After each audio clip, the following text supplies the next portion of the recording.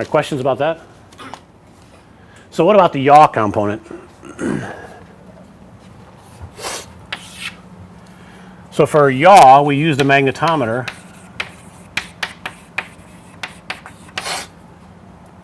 to correct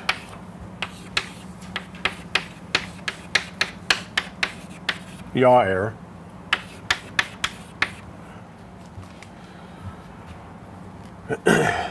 So this is similar to the way we did tilt correction. You have to take a measurement, estimate the amount of error in yaw, and then apply corrections gradually. Again, you can use a complementary filter.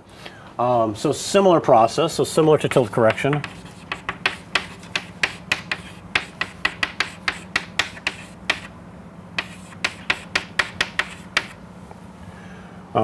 Calculate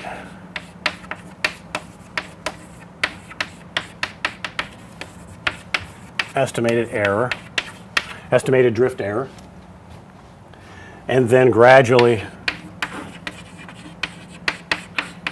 apply correction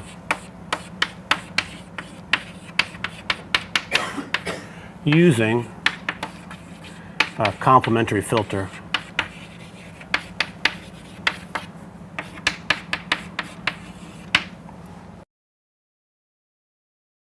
Well, what problems do we have here? So it may be very natural for us to think of a magnetometer as being a compass, but we have to really go back and think about what it's measuring.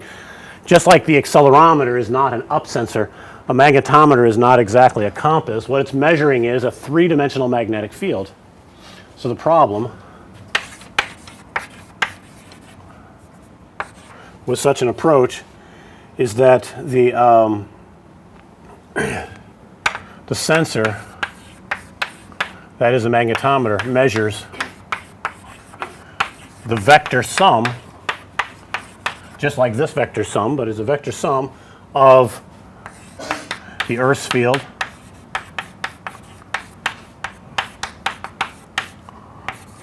that's the part that we're normally interested in, right?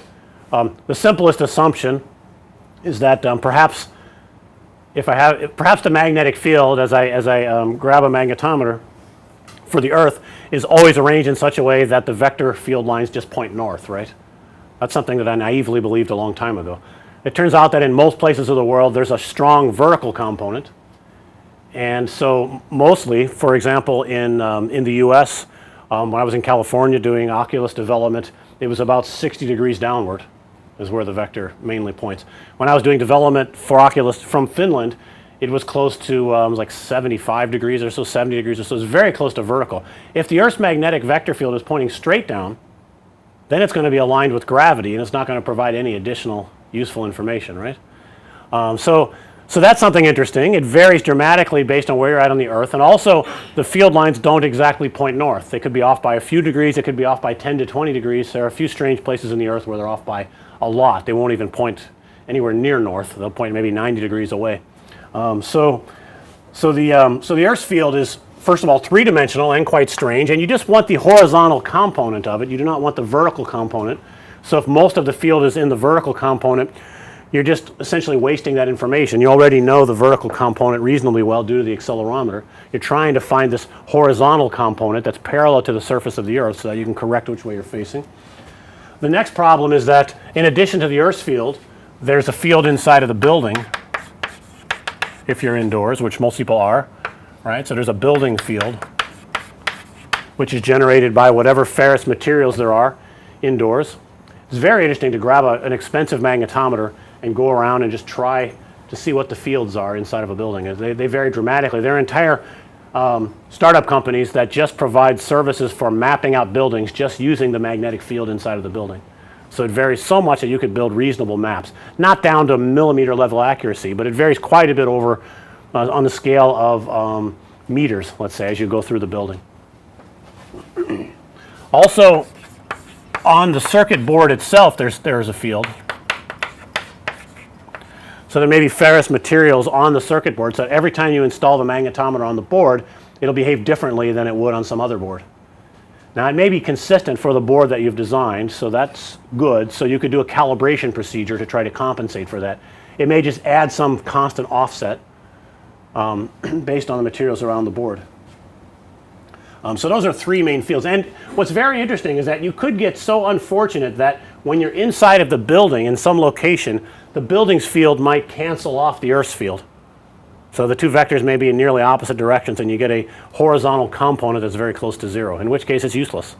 So these are some frustrations with dealing with magnetometers. So there are calibration challenges. You may actually have to ask the user to perform calibrations. You may have done this before with your smartphones. There's calibration programs for your magnetometer.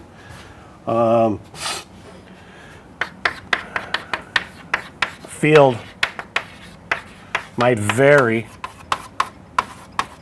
over time and position.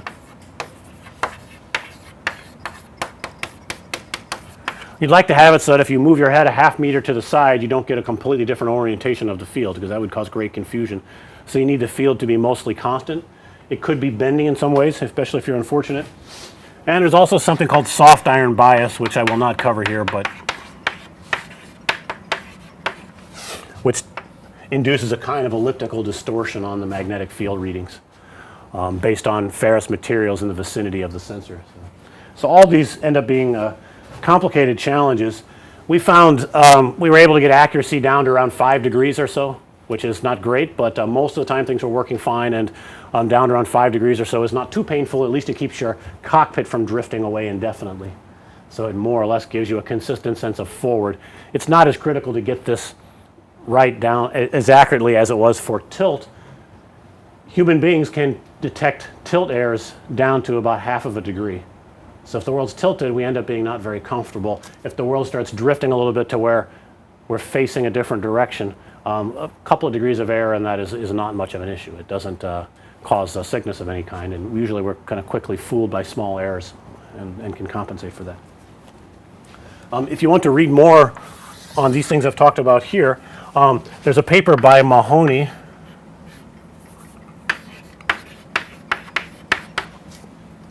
uh, 2008, and it's all about complementary filters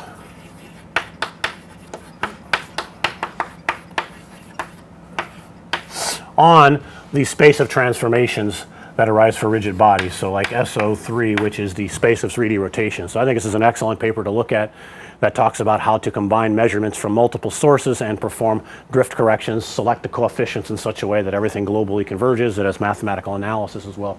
So I think it's both practical and mathematically sound, so it's a very nice source. I've also co-authored a paper